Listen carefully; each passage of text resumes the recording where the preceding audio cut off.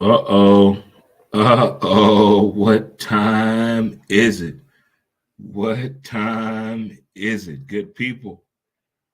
I know it's way past the midday, but there's a reason that we're doing a late show today. There's a reason that we're doing a late show today. And I'm going to tell you why. It's for the simple fact and reason that I am paying attention to what's going on this coming Thursday. And I am trying to, by the best of my ability, to make it to NFL draft, which is taking place this Thursday in Kansas City. What up, good people? How we doing? And welcome to St. Louis Organics Presents Montez at Midday. I'm your boy, Dre Montez. Round of applause. Round of applause. Got high fives all in the building. Chest bumping. My favorite thing in the world to do. Let's hug it out. Hug yourself. You got to hug yourself. I think that's key and important. And you know how I feel about the details of the day, especially on this Monday, as we're going to make it happen Monday. Mamba mentality Monday. Go out there and get it. You know, a little late show today because I'm getting ready for Thursday. I'm trying to go to Kansas City. I am trying to make it to Kansas City. And behind the scenes, if everything goes right, I get to go to my very first NFL draft. I've been to everything else but the draft. You name it, I've been to it. Think about it. Of all the sports things you could go to, if you're a sports-minded person and you like football, if you love college football, I think you got to go to a college football bowl game. As a football fan and fanatic that I am, I think it would make sense if I go to the NFL draft. I mean, this is the closest the NFL draft has ever been to me, ever. And I may make a compromise that may hurt me down the line. But at the end, I'm looking at it as a win-win situation for me just to be a part of the process. I want to boo the commissioner. I want to applaud our draft pick. I want to be a part of the celebration. I want to be there on Thursday. But if I'm not, I'm still going to act like I'm there. I mean, I did not invent hip hop, but I was there. I was there. I was right there in the building. If it's your first time tuning in, thank you. Thank you so much for sure. If you're still trying to figure out that tax situation, don't forget unlimited taxes and more. You file the unlimited way. Call 844-563-1040. Again, that's unlimited taxes and more. 844-563-1040, or stop by their location in Central West End at 709 North Euclid. Already in the building, good people. All right. If you're celebrating a birthday today, happy birthday to you. If you're celebrating an anniversary, happy anniversary to you. No matter what it could be, whatever. Happy anniversary to you. You know, you deserve it. And sometimes I think we all should learn to do something for ourselves and not feel selfish about it. There it is right there. If you're just feeling good about the day, enjoying this weather, you got your walk in, there it is right there. Take a walk out there. Take a gander of the neighborhood. Now, do yourself a favor. It's right there, kids, boys and girls, and children of all ages. Don't forget to check out the website, www.dremontez.com. It's Willie and I up in here. We bobbleheading and we getting it out the way. We're doing what we got to do. Met some great people over the weekend. Shout out to my man, Drew. Good meeting, Drew, yesterday, man. You know, when you get out and you talk to people and you get that complete understanding, sometimes that is more than the appreciating the details of the day. I think it gets the moment in there for sure.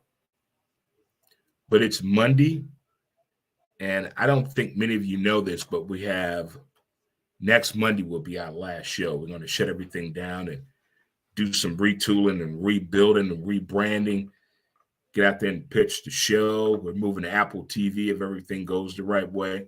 So we're going to do some things behind the scenes, but next Monday will be the last show of Montez at midday. But Who's to Blame? The podcast is still out there available to you wherever you listen to your favorite podcast at. But just in case, we're on Spotify, iTunes, Anchor, Spotify, and Podbean as well. But you can just go to the website and it would just direct you to where you need to go for that. So keep that in mind. So that means I'm getting excited about what, kids? A vacation. I think I need one. For sure. But let's go ahead and get on into the show. In this first discussion I want to talk about, you know, when you're a kid, fall in love with sports, there's just some things you can never get back when you were a kid, fall in love with sports. As you get older, you find out about things, about players, you find out about their personal life. Then you find out about how the game and the sport really works. You find out the political side of shit. The Oakland A's baseball team is moving to Vegas. And I'm thinking about this at a standpoint where when your team leaves, you have no input, no value. You have a favorite player, but they're gone. There's nothing you can do about it. There's nothing you can do. The team is leaving. As a fan of that, that has to be the worst shit ever. I live here in St. Louis, Missouri. I was never a diehard St. Louis Cardinal football fan, a diehard St. Louis Ram fan. You know, I had my own. I was raised to pick my own friends, so I became a Denver Bronco fan. But I saw the heartache and pain on the fans here that didn't let that go well with this team leaving, changing names, coming back. I mean, that's some heartache right there. When you lose a sports team, that's some deep shit to me. I mean, that's heavy to me. That is real heavy to me. How cold-blooded the game is, how they expect us to act as fans, and then look at the players. If you don't believe me, look at the video from the former pitcher of the Oakland Athletics, Braden. Look at his video that he made on social media. You're talking about conduct detrimental to the team, an understanding for the love and the sport and appreciation for playing for that team. Come on. Now you understand how I felt the way I felt when Pujols left. Yeah. It was like that. When teams leave, do they really think about what's really going on within that sports community?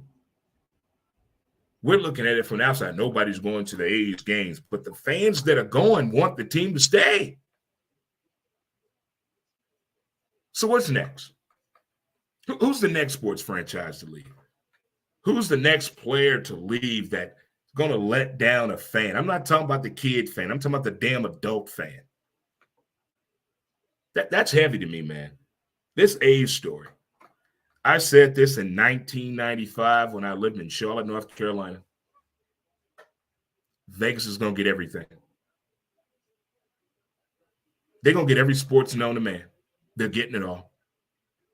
It's basically the hub of baseball, if you think about it. Look at the talent that's coming in baseball right now.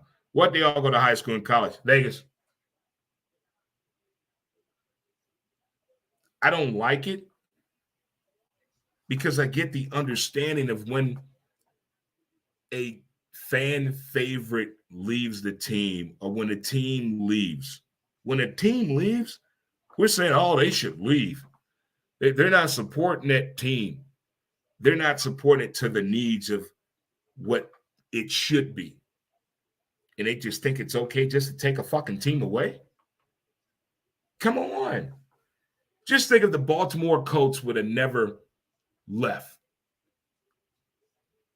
There's no telling what John Elway would have ended up at. No telling. I don't know if I would have become a Bronco fan if that would have happened. No telling what would have become of that. So with the Oakland A's moving to Vegas potentially, I am just stuck in awe as a sports fan. Like, where do we go from here? Where do we, if that's your team, you had the A's triplets of the 70s. What Ricky Henderson did was just impressive. What La Russa did, and then Exley and McGuire did. What? They made a movie about what they did in the 2000s. They made a movie about it, Moneyball. This man really, Billy Beane really tried to win a World Series based on statistical output and financial payment. Who in the fuck would think of that? Now they're just going to take this team away. What about the fans? What about that? As much as I love sports, it's dark, it's painful, and a lot of people don't talk about the past. But what have we learned from the past to move forward? All we know, when teams move, why do they move? Greed. That's it. We know people don't like sports in certain regions of the United States. We know this. But you're going to take that team? They took the Pro Bowl away from Hawaii. Bullshit. Bullshit. I want to know what's next coming on the sports horizon. Oh, NFL ticket move to YouTube. Oh, don't get me started on that shit. No. But the way they just took that team, is it for the better good of Major League Baseball? Is it for the better good of the A's owners?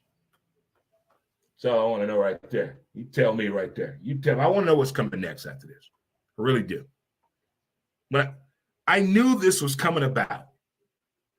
If you follow baseball, we can see certain things going on, but damn, to lose a baseball team. Well, we've lost 2 NFL teams. 2. And we just missed the playoffs in the XFL. Shh. Shout out to the people that greet the folks of St. Louis. Thank you so much.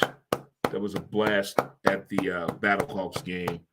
Blast, awesome time of the people, with the people, by the people. Always. That was beautiful, beautiful, beautiful. We're going to keep this thing moving right along. I didn't know how I was going to watch it. I heard about it. I saw the promos, but I didn't know what was going to happen. Tupac, Dear Mama.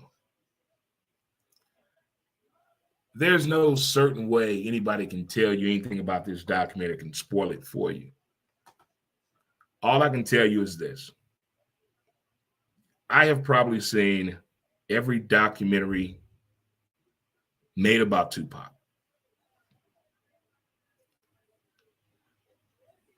And this very first episode, you get snippets of everything you've ever seen about Tupac.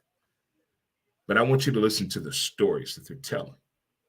There are 3 stories I never heard of about Tupac that blew my mind.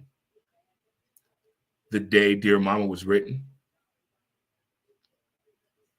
what his mom did to him when he was 12, and the opening line to Trapped.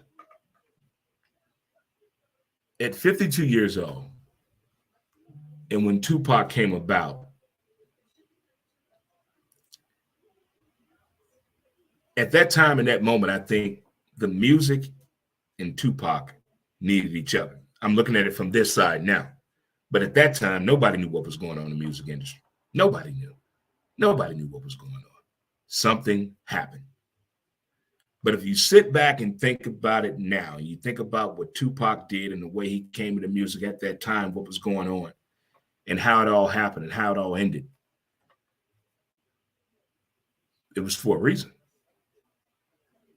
I really do believe he was here for a reason, to be impactful in ways that you wouldn't even understand. What's going on, my brother? Thanks for tuning in. Thanks for tuning in for sure. What's going on, B? What's going on? Thanks for tuning in, good people. Yeah, a little late show today, man. I'm getting ready, trying to go to the draft on Thursday. I'm trying to figure some things out at the last minute here and try to make it up to Kansas City for the draft. But right now, I'm talking about this Tupac documentary. It's on Hulu, Dear Mama. And as a hip-hop fan and appreciator, the way this documentary here to me is put together is very unique. If you know anything about Tupac, I want you to pay attention who's credited with being an executive director.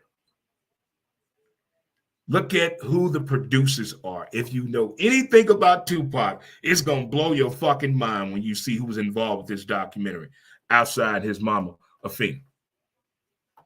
Real talk. It's going to blow your mind for sure. Already in the building.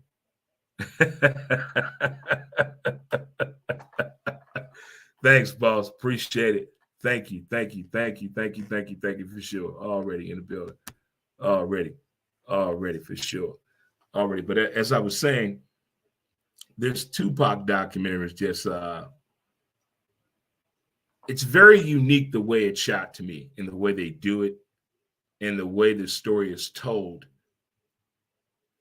of the various times of Tupac in high school, Lumberton, North Carolina, New York, Oakland, all of that, the way they captured the story to me, just the first episode I'm into. I haven't watched episode 2, but I'm telling you right now, as a hip-hop fan and as a Tupac fan, I really do appreciate what they did and how they did this.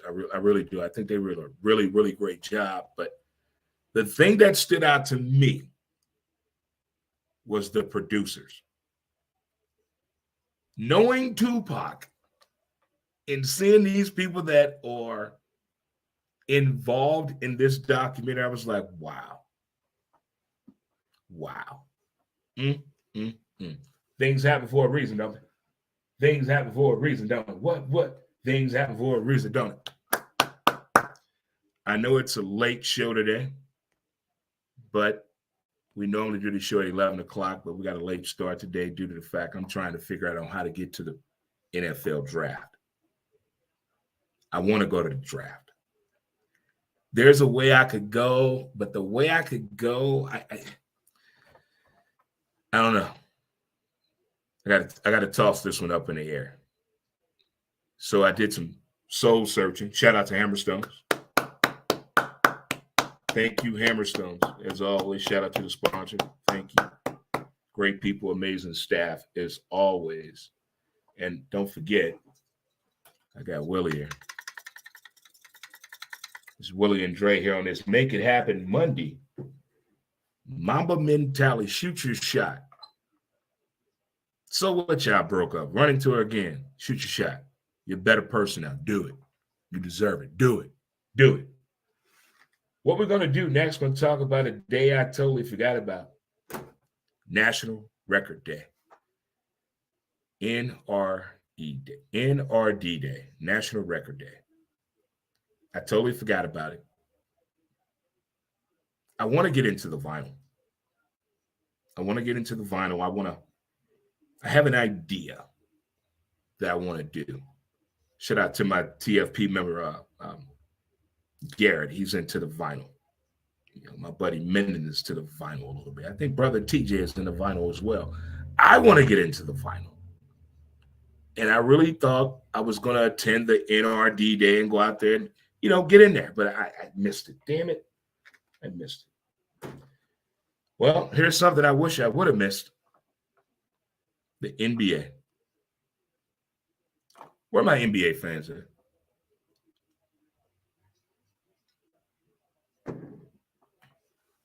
Where are my NBA fans at?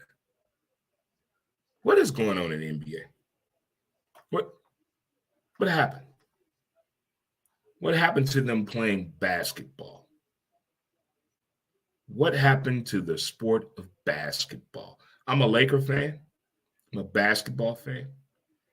What I've been seeing since the playoffs have started has not been basketball. WWE. All we missing is a mat and Gorilla Monsoon. That's the only thing we're missing right now in the NBA right now as far as the playoffs. I want them to play basketball again. Here's what I would do, Adam Silver. In 2025 and moving forward, not one NBA player is allowed to have a social media account. We're going to start there. I think all these players are jealous of each other. We all know they all sleeping with the same woman. Message. We all know that for sure. Nobody can walk a straight line. Anthony Davis can't walk 5 feet without falling. I want to know who Kawhi doctor is, please. Who is Kawhi Leonard's doctor? I want proof. I need more confirmation on what's going on with Kawhi, not Leonard. I don't understand the NBA officiating. What is a foul? What is a foul according to the NBA? Hold on. Not just in the regular season, in the postseason. What the fuck is a foul? What is a foul? I'm confused. What's reviewable? Again, if I can rewind the TV at home, they should be able to do the same thing. Look at the damn thing. Game's on the line.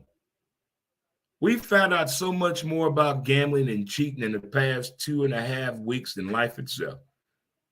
So the con is over. Call the fucking game. I don't understand why these refs don't get reprimanded. They don't. There's no punishment for their mistakes at all. Nobody hit that man, but you call a foul. We looked at the replay 18 damn times. Nobody got touched, but he's still shooting threes.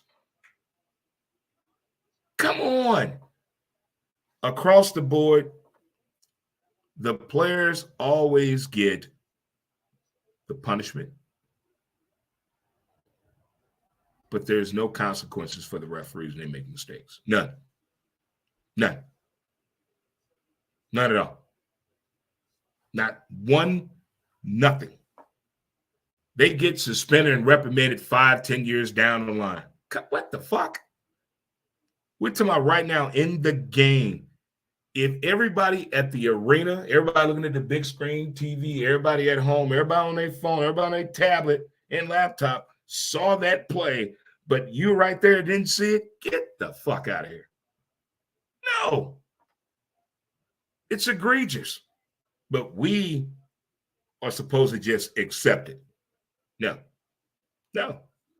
I think moving forward, I want officials to be held accountable like the players are. If you can eject the player, eject the fucking official. If you didn't watch that Major League Baseball game between the Cubs and the Dodgers on that no-hitter, should have been a no-hitter, and the home plate umpire in the first 3 innings, he should have been ejected from the game. How does a ball come straight down the middle of the motherfucking pipe and you call it a ball? What? How is that okay? How is that okay? But as a Cardinal fan, that was the most lovely thing I've ever seen in my entire life. The way the Cubs lost that no-hitter.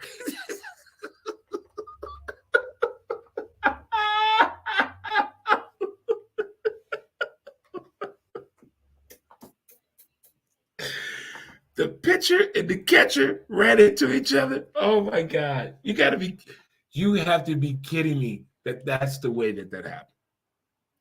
As a Cardinal fan,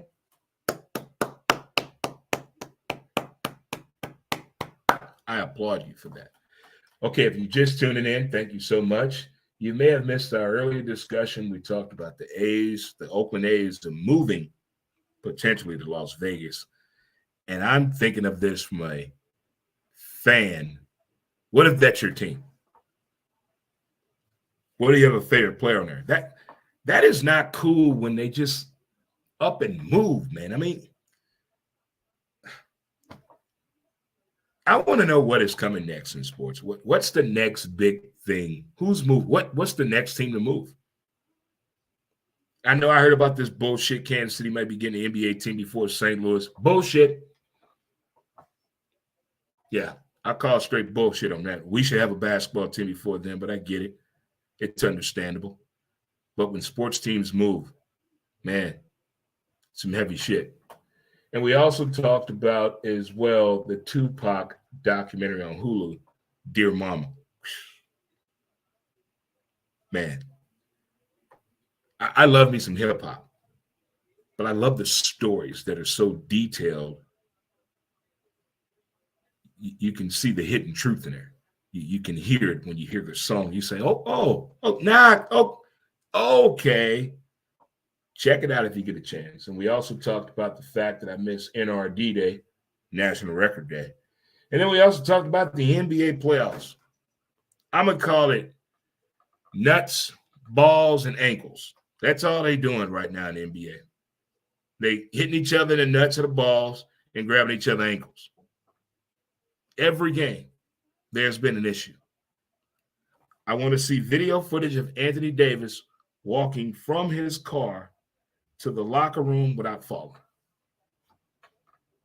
or stumbling. I need proof of this. I don't think he is the most agile person out there at all when it comes to that. But I'm worried about these officials throughout sports. I'm worried about it all across the board. I think we're in trouble. I don't think there's help on the way. The more video footage they give us, the worse it gets. If you watch Major League Baseball this past weekend and you didn't curse or yell, you're not a baseball fan. There's no way. There's no way possible. These people are still employed that work behind home plate this weekend. No way possible. No way. Impossible. I have been thrown out of enough games. I've been thrown out of enough baseball games and softball games to know what a strike is. I think I may have been thrown out of no more than 50. I don't think I've been thrown out of 50 games. But I've been thrown out of a fair share of games it was arguing the ball and strike. I got to the point I just said, how about you tell me what a strike is? How about that? I got thrown out the game for that before the game started.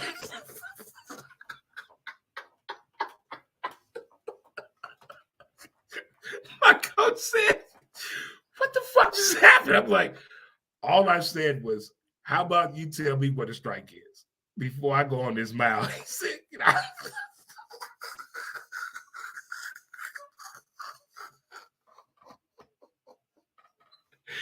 oh, man. Oh, those are the good old days right there. But it brings back my point. Players and coaches and even fans, we get in trouble. What about the refs?